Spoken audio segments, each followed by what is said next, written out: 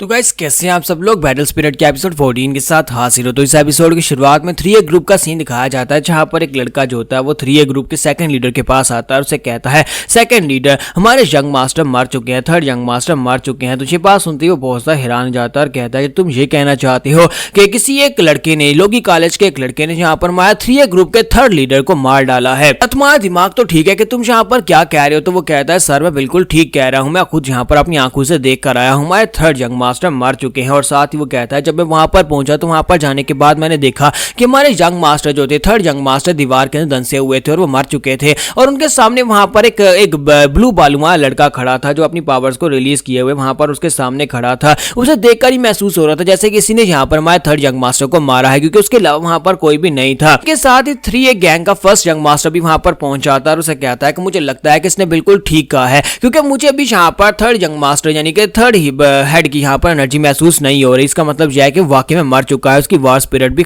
Destroy हो चुकी है। तो सेकंड ब्रदर उसे कहता है कि इसका मतलब यह है कि किसी ने यहाँ पर हमारे खिलाफ हो जाने की कोशिश की है। तो फर्स्ट ब्रदर उसे कहता है कि हाँ मुझे लगता है कोई तो है जो यहाँ पर हमें गुस्सा दिलाने की कोशिश कर रहा है। और साथ ही वो कहता है कि 3A ग्रुप के सभी मेंबर्स, तुम सभी लोग यहाँ पर रेडी हो जाओ, क्योंकि बहुत ही जल्दी यहाँ पर एक बड़ी बैटल हो सकती है। हम सभी को यहाँ पर उनसे बदला भी लेना है जिसने थर्ड यंग मास्टर के साथ यह सब कुछ किया है। और दूसरा सीन फिर से वहां का दिखाया जाता है, उनके डोम्स रूम का, जहां पर मून बियोंग जो होता है वो से कहता है कि लड़के, मैंने यहाँ पर कहा था फाइट करने का, लेकिन ये नहीं कहा था कि तुम यहाँ पर अभी से उससे फाइट करना शुरू कर दो। आज तुम दोनों का यहाँ पर पार्टनर्स बने, पहला दिन था, तुम यहाँ पर मुझसे इस तरह से घूर कर क्यों देख रहे हो। मैंने यहाँ पर तुम्हें ये नहीं कहा था कि अजी आज ही यहाँ पर उससे फाइट करना शुरू कर दो। तो वो कहता है कि मुझे यहाँ पर बहुत ज्यादा जल्दी है, मैंने तुमसे कहा था मुझे स्ट्रॉन्ग बनना है, वो भी जल्दी से जल्दी स्ट्रॉन्ग बनना है। तो इसी के साथ ही मून बियोंग उसे कहता है, क्या तुम यहाँ पर थोड़ा सा स्लोली काम नहीं कर सकते, इस तरह से एक दिन में स्ट्रॉन्ग नहीं बना जा सकता, तुम्हें यहाँ पर मेरे ऑर्डर्स को फॉलो करना होगा। मैंने तुमसे कहा था कि मैं तुम्हें शॉर्टकट बताऊंगा जिससे तुम स्ट्रॉन्ग बन सकते हो।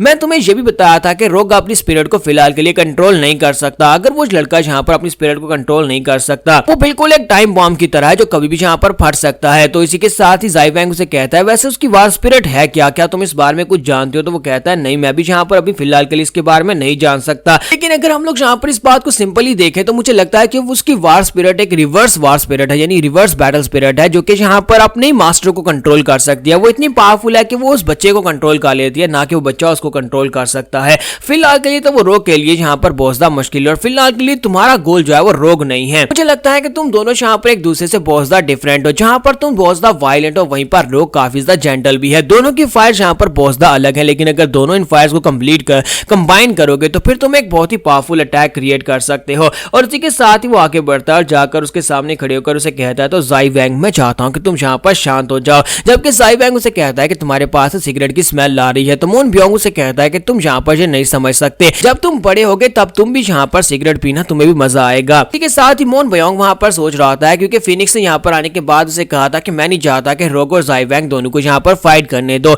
ज़ाई वैंग ज़ाई फैमिली का यंग मास्टर है, वो भी काफी ज्यादा स्पेशल। और दूसरी तरफ से रोग, वो तुम्हें अच्छी तरह से पता है कि वो जीडो का बेटा है और अपनी वार स्पिरिट को कंट्रोल नहीं कर सकता, इसलिए मैं नहीं चाहता कि दोनों के यहाँ पर फाइट करवाओ, क्योंकि रोग की स्पिरिट जो है अभी उसके कंट्रोल में नहीं है। अगर उसकी अनकंट्रोलेबली उसकी स्पिरिट यहाँ पर रिलीज हो जाती है तो उसके बाद वो एक टाइम बॉम्ब की तरह फट सकती है और तुम यहाँ पर इस सिचुएशन को कंट्रोल नहीं कर पाओगे, यानी कि तुम इसके कॉन्सिक्वेंसेस को फेस नहीं कर पाओगे। इसी वजह से तुम फिलहाल के लिए यहाँ पर इन दोनों को आपस में फाइट मत करने देना। और ज़ाई वैंग के बारे में यहाँ पर तुम्हें एक सजेशन देता हूँ कि उसके लिए मेरे पास एक बहुत ही अच्छा मिशन है। मून बियोंग उसे कहता है, लेकिन मैं यहाँ पर इस बात को क्यों मानूं, मैं तुम्हारी बातें क्यों मानूंगा, मैं तुम्हारी बातें सुन ही क्यों रहा हूँ। तो फिनिक्स उसे कहता है कि क्या तुम्हें इस बात का डर नहीं है कि मैं तुम्हारा सीक्रेट सभी को बता दूंगा। अगर तुम्हें यहाँ पर ये नहीं चाहते कि मैं तुम्हारा सीक्रेट सभी लोगों को बताऊं तो चुपचाप जैसा कहता हूं वैसा कर देना। तो मून बियोंग वहां पर काफी गुस्सा हो जाता है और कहता है, कमीना जब भी मेरे सामने आता है मेरा उसे पंच मारने को दिल करता है। और प्रेजेंट सीन में ज़ाई वैंग उसे कहता है कि मून बियोंग ये तुम क्या कर रहे हो, क्या तुम मुझे पंच मारने वाले हो। तो मून बियोंग उसे कहता है, नहीं नहीं नहीं, मैं यहाँ पर किसी और को याद करके बहुत ज्यादा गुस्सा हो रहा था।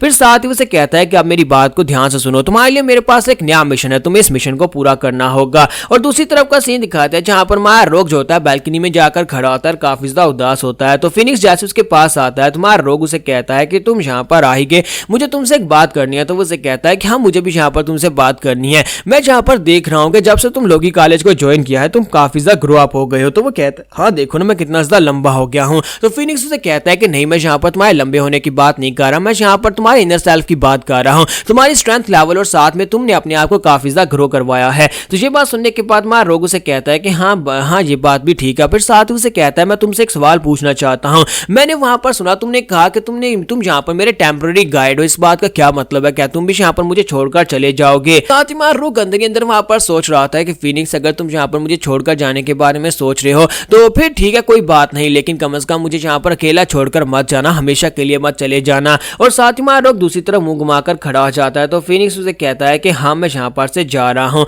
और इसी के साथ ही रोक वहीं पर जोर जोर से रोना शुरू कर देता है और कहता है कि इस दुनिया में अगर कोई इंसान जो मेरे लिए भला चाहता था वो भी यहाँ पर मुझे छोड़कर जाना चाहता है, तुम ऐसे कैसे जा सकते हो? और रोक वहां पर रो रहा था। फिर साथ उसे कहता है कि ठीक है, मैं तुम्हारी सिचुएशन को समझ सकता हूँ, तुम काफी ज्यादा बिजी हो, तुम्हें दुनिया बचाने के लिए जाना है, मेरा क्या है, मैं तो यहाँ पर अपने आप को संभाल लूंगा, तुम्हें मेरे लिए परेशान होने की जरूरत नहीं है। इसी के साथ ही रोक वहां पर अपने आंसू साफ करते हुए उसकी तरफ घूमता है, साथ ही थम्स अप करते हुए कहता है कि सब कुछ ठीक है, मैं यहाँ पर अपने आप को अब संभाल सकता हूँ, मेरे पास अब यहाँ पर एक पार्टनर है। और फिनिक्स जो होता है उसकी तरफ देखता है, उसकी फिनिक्स को समझता है क्योंकि उसके डैड उसे छोड़कर चले गए और सारी जिंदगी उसे किसी ने मुंह नहीं लगाया, इसी वजह से वो बेचारा काफी ज्यादा उदास हो जाता है। क्या फिनिक्स भी उसे छोड़कर चला जाएगा, जो कि उसके साथ काफी अच्छा था? और फिनिक्स उसके सर के ऊपर हाथ रखता है और उसे कहता है कि एक ना एक दिन तुम इस बात को समझोगे कि हम सभी लोग यहाँ पर जो कुछ भी कर रहे हैं वो सब कुछ तुम्हारी भलाई के लिए ही कर रहे हैं। और इसी के साथ ही नेक्स्ट सीन जो होता है फिर से ज़ाई वैंग का दिखाया जाता है। ज़ाई वैंग कहता है कि नहीं, मैं मिशन बिल्कुल भी नहीं करूंगा। मोन बियोंग उसे कहता है कि मैंने पहले दिन क्या कहा था,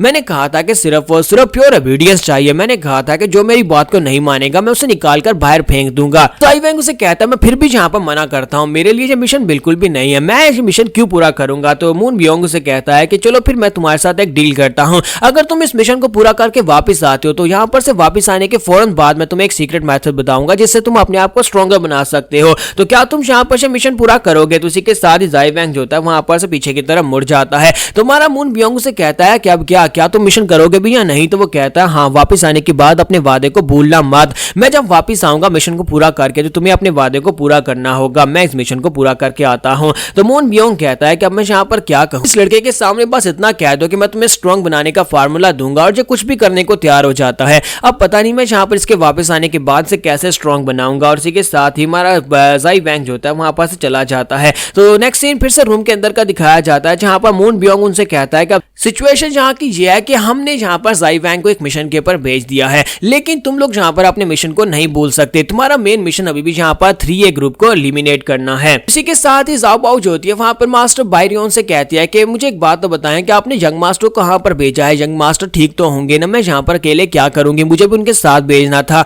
तो उसी के साथ ही मून बियोंग अपने पास से अपनी कैट उसके सर के ऊपर रखता है और कहता है कि तुम क्यूट लिटिल बच्ची, तुम यहाँ पर इस बिल्ली को फिलहाल के लिए अपने पास रखो और इसे अच्छे से खाना खिलाती रहना, तुम्हारे यंग मास्टर जल्दी वापस आ जाएंगे। हमारी ज़ाओ बाओ जो होती है उस बिल्ली को लेने के बाद बहुत ज्यादा खुश हो जाती है। फिर जब किसी के साथ फिनिक्स वहां पर जिंगकुई की तरफ देखता और कहता है कि मुझे तुम्हारा नाम याद है, तुमने कहा था कि तुम्हारा नाम जिंगकुई है, अब तुम्हारा यहाँ पर क्या करें? तो जिंगकुई उनसे कहता है कि प्लीज मुझे भी यहाँ पर इस ग्रुप को ज्वाइन करने दे, मैं भी यहाँ पर उनकी फाइट में इनका साथ दूंगी, 3A ग्रुप के खिलाफ मैं भी फाइट करना चाहती हूँ क्योंकि उन लोगों ने मेरी सिस्टर को किडनैप किया है, अब मुझे इस मिशन का हिस्सा बनने देंगे। तो फिनिक्स उसे कहता है कि ये बात तो यहाँ पर रोक डिसाइड करेगा, जबकि इस बात से मून बियोंग काफी गुस्सा आता है, कहता है कि यहाँ पर इनका मास्टर मैं हूँ तो ये मैं डिसाइड करूंगा। मून बियोंग कहता है अच्छा ठीक है, रोक को ही डिसाइड करने देते हैं। और वो कहता है चलो रोक तुम यहाँ पर डिसाइड करो कि क्या तुम इस लड़की को इस मिशन का हिस्सा बनाओगे या नहीं। रोक वहां पर उनकी बात सुनने के बाद जिंगकुई की तरफ देखता है और इसी के साथ ही वो सोच रहा होता है कि अब मैं यहाँ पर क्या करूँ क्योंकि ये खतरनाक हो सकता है, क्योंकि अब यहाँ पर 3A ग्रुप के बाकी के दोनों लीडर काफी ज्यादा पावरफुल हैं और ऊपर से अब यहाँ पर उनके पास ज़ाई वैंग भी नहीं है। तो यहाँ पर हम लोग अपनी एपिसोड 14 का एंड करेंगे। तो एपिसोड की एक्सप्लेनेशन अच्छी लगी हो तो कमेंट करके जरूर बताइएगा और वीडियो को लाइक करना मत भूलिएगा। Thank you.